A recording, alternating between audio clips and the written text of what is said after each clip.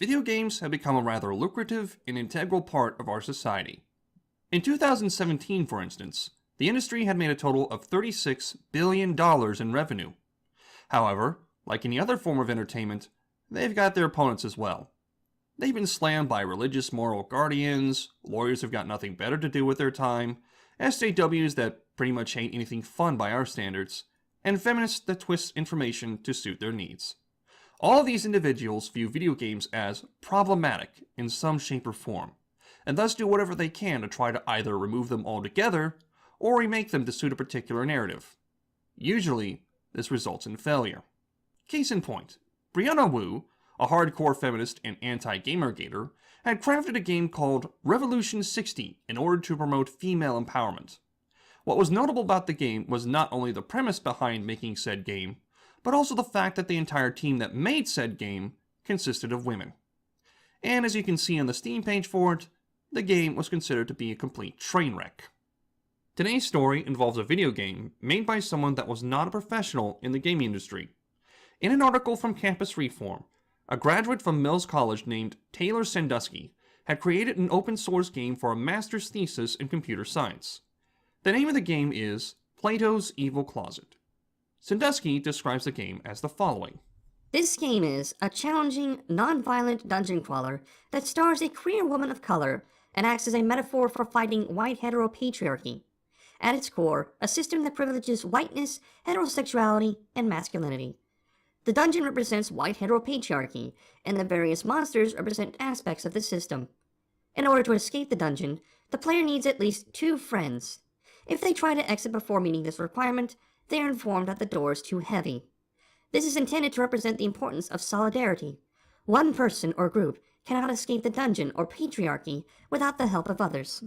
So to recap, it's a game that does not follow traditional methods of dungeon crawling, attacking enemies, obtaining gold, and so forth, in order to promote a feminist ideology that, in the game, equates to anyone that is either straight, a man, a heterosexual, or any combination of 3, especially if you're all 3, is evil and must be bested.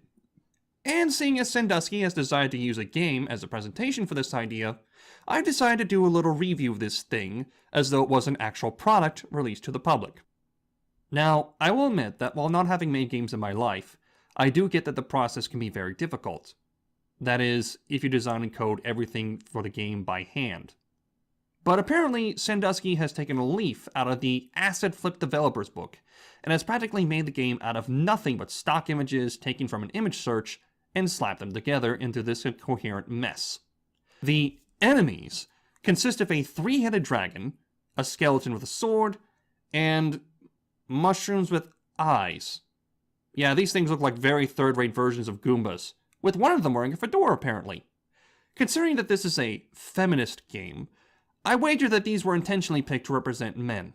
The mushrooms obviously represent the penis, with the one wearing the fedora representing the nice guys, and the skeleton apparently being a play on the word boner. As for the dragon, maybe something representing porn and perversion or patriarchy? I don't know. If you can figure it out from the paper that Sandusky had made, please let me know. Anyway, whenever you run into enemies, you take damage, and they tend to say things that apparently drive feminists, or rather Sandusky, up the wall.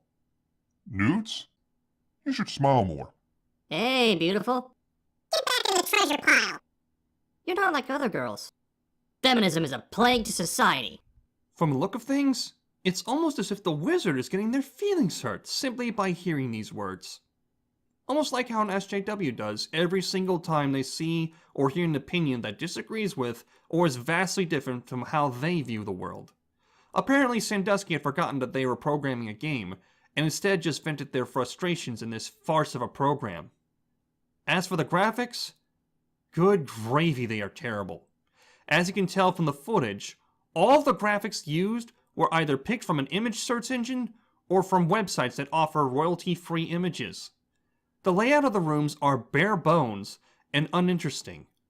Oh, and there's no sound effects or music whatsoever in this thing. The controls are abysmal, leaving jerky, awkward movements in the 4 cardinal directions. Now there are spells you can use to defend yourself from these enemies. However, Any that could be of use, such as HP Drain, don't work here. The only ones that seem to do are spells that stop enemies in their tracks, such as Sleep and Freeze. And every time you cast one of these spells, you get hurt. It's as if the game is saying, you try to attack these people that say these horrible words, you actually hurt our cars. Overall, if this thing was released on Steam or any other website that hosts games, it would be slammed hard with negative reviews. While this is a prototype, it doesn't excuse the fact that stock images and assets were used to make this pile of smeg. The programming behind said game is shoddy and lazy, especially since you can easily skip a good chunk of the dungeon from the first room alone. Not to mention the dialogue used by the enemies, as well as the description of said game, is a blatant portrayal of the maker's feminist ideological nonsense. If a score was given to this game, it would be a negative number. It's a demonstration of what happens when you focus more on spreading bad ideology and false narratives to others, instead of making a good product. Look at the Star Wars movie franchise as an example of this happening. As a thesis, it's an amateurish attempt by Sandusky to demonstrate their knowledge and skills in computer science. Even though I only took computer science for a year in my college days, I know that it is a rather difficult field to master, especially with different coding programs to utilize and learn. However, the fact that the results of their project look like an asset flip mess indicates that Sandusky needs to spend more time working on their skills in computer science instead of spouting off feminist nonsense.